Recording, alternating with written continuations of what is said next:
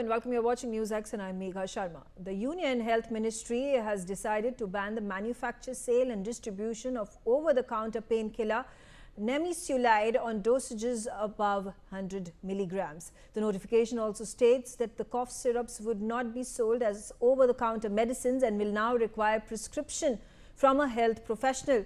Health Ministry has stated that Nimesulide above 100 mg poses a risk to patients with kidney or liver impairment and also to pregnant or lactating women. But Nimesulide is a painkiller which has been in the market for decades.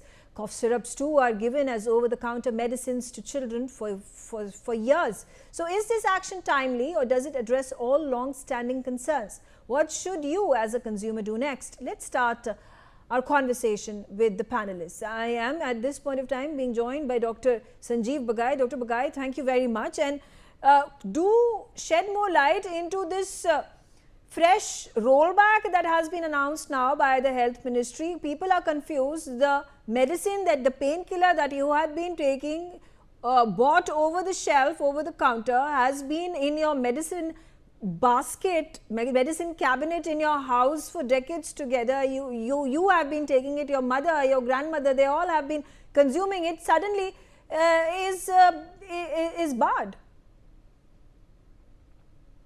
Good evening. Hindi में कहते हैं देर आए दुरुस्त आए. This medicine has been launched worldwide in 1985. It was launched in India in 1995.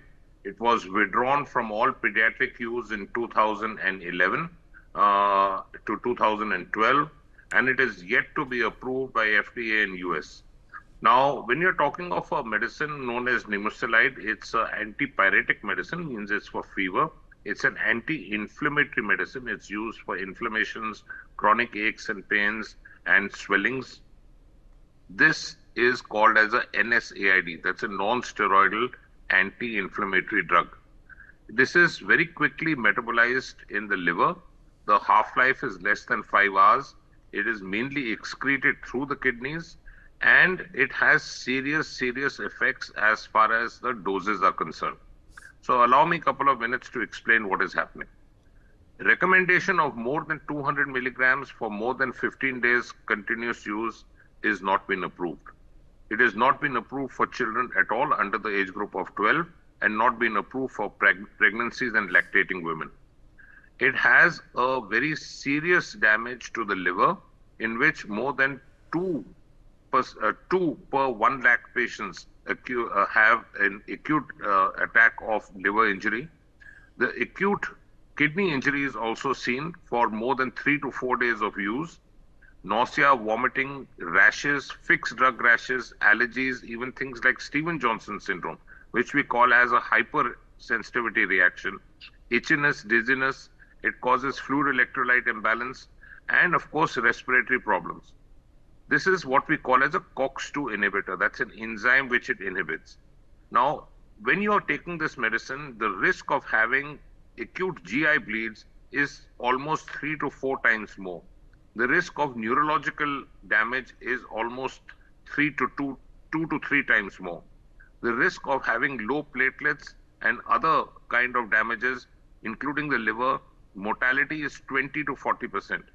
To cut a long story short, Nimesulide is not a safe drug because the window of safety, therapeutic safety, is very narrow. In children, definitely never.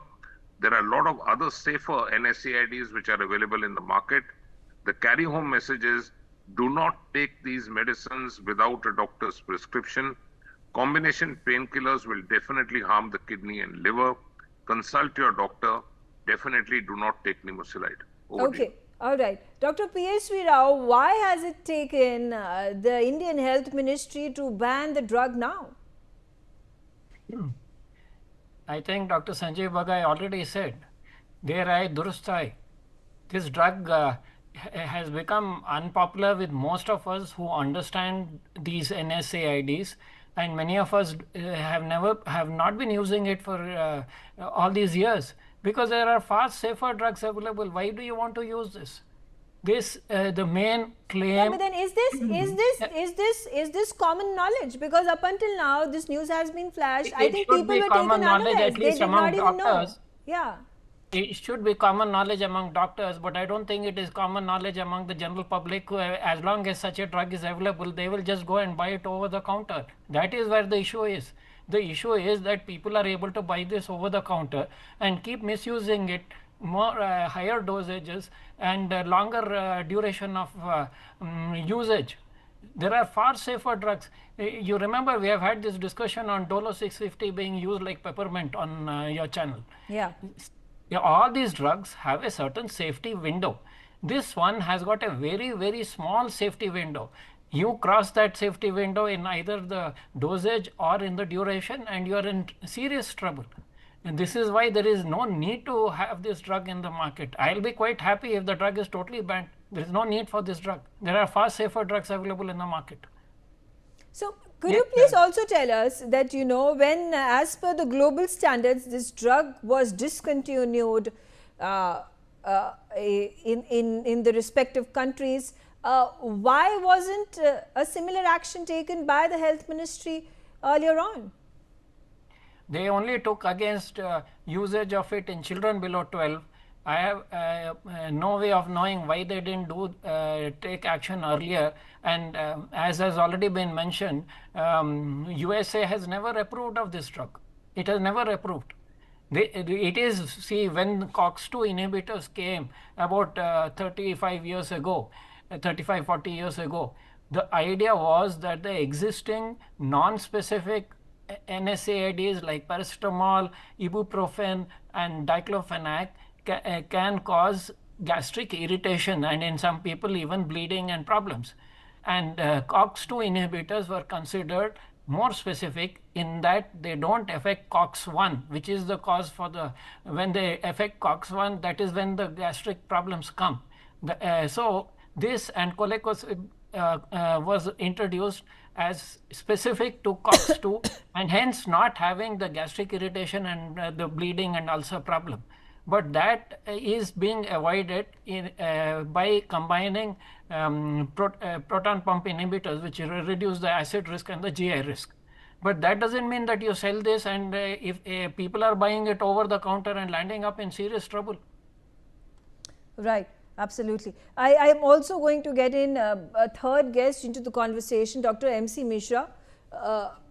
Have there been any serious cases that have been found in the course of the last decade or last 2 decades where there has been an overdose of this medicine or the ill effects of this medicine have caused complications in a person's medical history?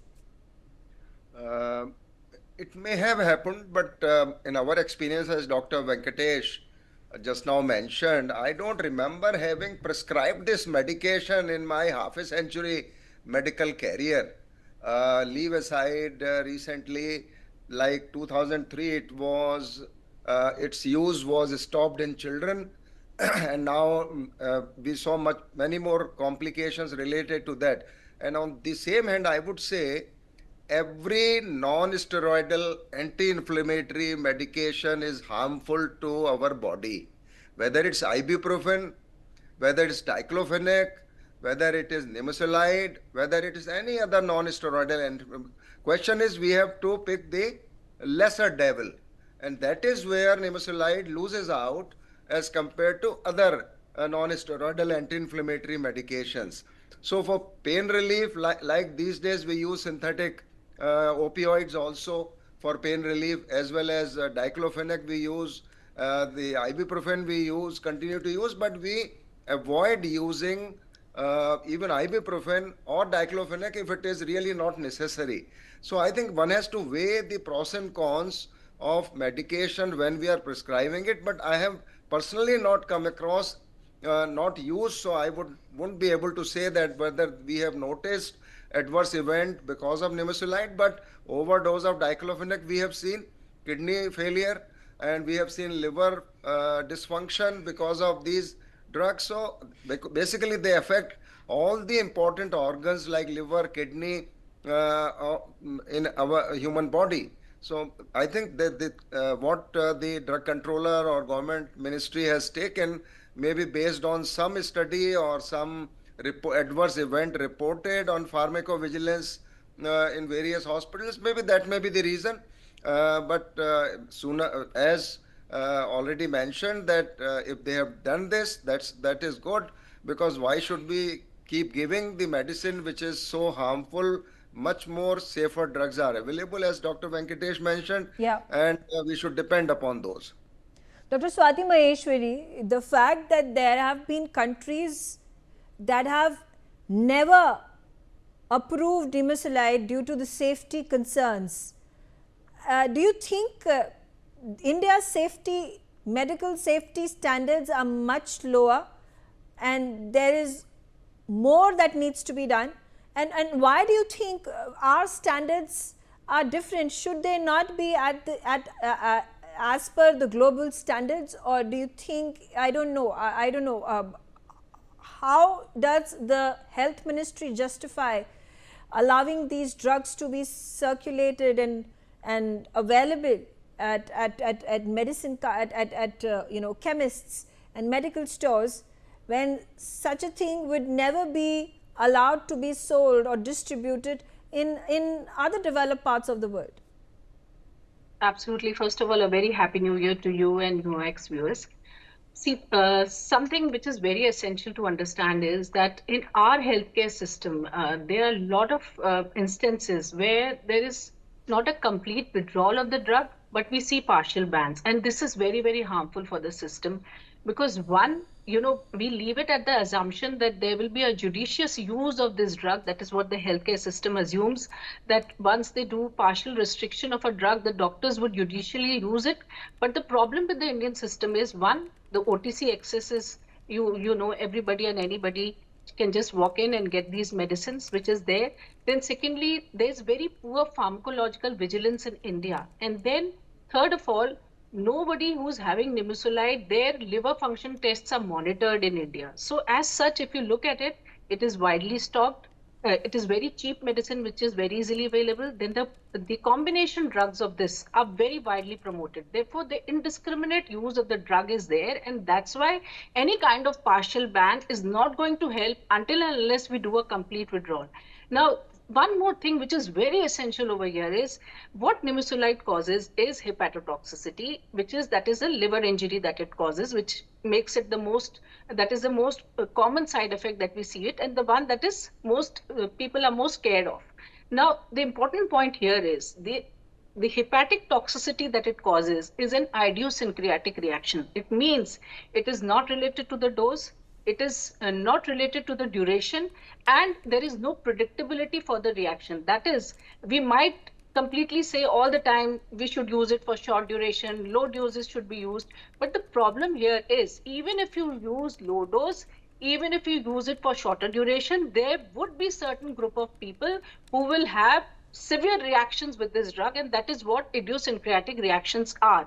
So the risk cannot be mitigated here. So such kind of drugs where there could be, it is not dose related, then we cannot kind of see or maintain whether a person will have such kind of reaction or not. It can happen to anybody, whether they have liver disease or not.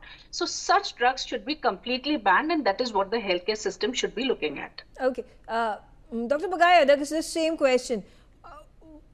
It is surprising, it is appalling that why is it that India's safety standards lack global norms? I mean, are we lesser of humans than the ones living in Europe and America? Yeah, I think Indians are made of rock, iron, steel. We have lungs of colossal nature if we can tolerate this kind of pollution, especially in northern India. But on a more serious note, two important points. In India, the chemists and the pharmacists have to stop pretending to play doctors. A vast number of patients still go to the local chemist and say, I have a headache, or I have fever, or I got a cold and cough, and the medicines are given on the individual discretion of the pharmacist or a person sitting across the counter without even a valid prescription, without a doctor's prescription altogether. So let me explain very quickly why that is so very harmful. The main reason of huge surge of antibiotic or microbial antibiotic resistance is because of rampant and unauthorized use of antibiotics. in any fever, especially in a child or in a vulnerable elderly, your platelets become vulnerable. Fevers most commonly in India are typhoid, malaria, dengue, and so on. When your platelets are already vulnerable, when your platelets are already fragile, you're giving medicines which can harm the platelet function even more. You can land up in a catastrophic bleed. We know that in fevers, your liver function, your enzymes go up as a reaction to the fever. Fever can be of any reason. Then you give medicines which are going to inflame the liver even more. That's a double whammy. So the two carry home messages are we need a proper system in an unregulated sector, which is pharmacists and chemists. No medicine, especially the NSAIDs, antibiotics should be given without a valid, up-to-date prescription. You can go to a chemist even today and ask for any antibiotic without a prescription. You can show a prescription of last year and still get an antibiotic this year. That is the most absurd thing which is happening. Yeah. This has to stop. And the message to people as viewers is do not treat fevers with combination medicines. Amongst all the medicines, the safest is paracetamol in the calculated doses. Over to you. Dr. Rao, again, what are the precautions that you would ask people to take? A common man who maybe is not wanting to go to the doctor, spend the money, may ask some advice from the chemist, as Dr. Bagai said, what precautions should be taken? What are the do's and don'ts? Megha, we have rules and regulations in this country, but these are not implemented. You have to have a pharmacy degree to be running a pharmacy shop. I suggest you go around and ask a few of these pharmacists as to if they have a degree at all or not. There is just like a regular shop, drugs are being sold. There are so-called Schedule H drugs. There are certain restricted groups of drugs. Freely you can get it. And people think, why the hell should I go and pay a consulting fee for a doctor and wait in the queue, or if at all there is? So, why not just go and ask the pharmacist as if he's a doctor? And many of these pharmacists don't even have a pharma degree. And to add to the problem, the same drug is sold by different names by different companies. Many of these names are so confusing that the pharmacist can forget the fact that they will freely give you antibiotics, they will give you anti-tuberculosis drugs, anti-malarial drugs, without hesitation. Many times the wrong drug is given because the commercial name of the drug can easily be confused with the actual name of some totally different drug. And I've seen this happening. This is a state of affairs that we can't let continue like this. Okay. The drugs have to be restricted, and unless we have the law really acting on people who do this kind of thing, we will continue to have this problem, and we will continue to have not only antibiotic resistance, we have anti-tuberculosis resistance and malaria drugs. So many other drugs are going to become resistant. Yes, Megha. Dr. Mishra, besides we are taking it upon ourselves to make people more aware by doing telecasts such as these. But how else can the public be made aware of the precautions that need to be taken? Which are the drugs that they buy off the shelf, over the counter, that are safe? And how can it be drilled in their heads that you cannot get prescriptions from the chemist? You have to go to the doctor, you have to consult the doctor, and only then take steps to, and also be wary of whatever you're putting in your body. Megha, that's a very pertinent point, but you see, public is equally responsible for this menace. The other day, Prime Minister mentioned in his Mann Ki Baat antibiotic resistance problem in India. Believe me, I visited one of the ICUs in Australia, Melbourne, and I asked them how many times or what is the frequency of prescribing these cholesterol-like medication for resistant bacteria? The answer was once or twice in a year.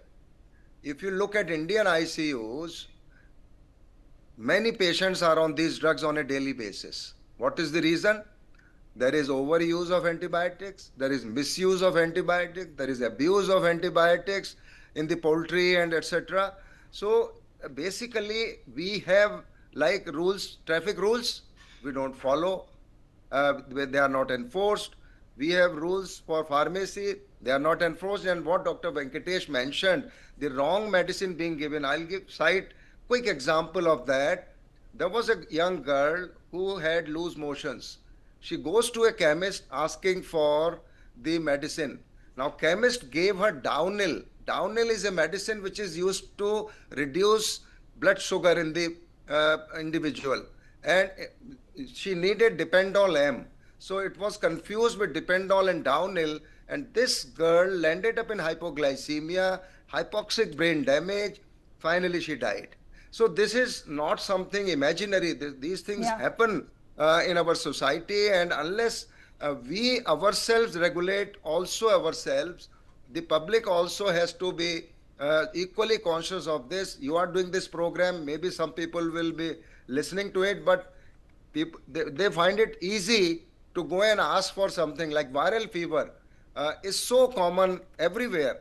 And viral fever, you don't prescribe antibiotics, but here patient also demands, doctors oblige prescribing medicine for viral fevers when it is not necessary. My own granddaughter was having fever for 4 or 5 days, and we patiently waited for fever to come down, not starting antibiotics. Was how many parents would like to do that? They immediately get panicked. In 2 days the fever has not come down, so let's start antibiotics. Antibiotic is not mithai that you eat and you will be fine. Yeah. And that is what in India we have to understand. Okay, all right. On that note, I'm out of time. I do have to mention, such disasters keep happening in our country. This is akin to murders. I just have to remind you, in October in 2025, there were dozens of children that died because of the consumption of cold drift, and there was blame game, there was politics involved. At the end of the day, what happened in that case, besides a few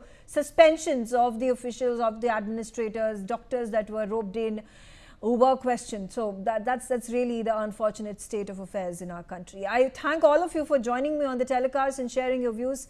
Thanks for watching NewsX.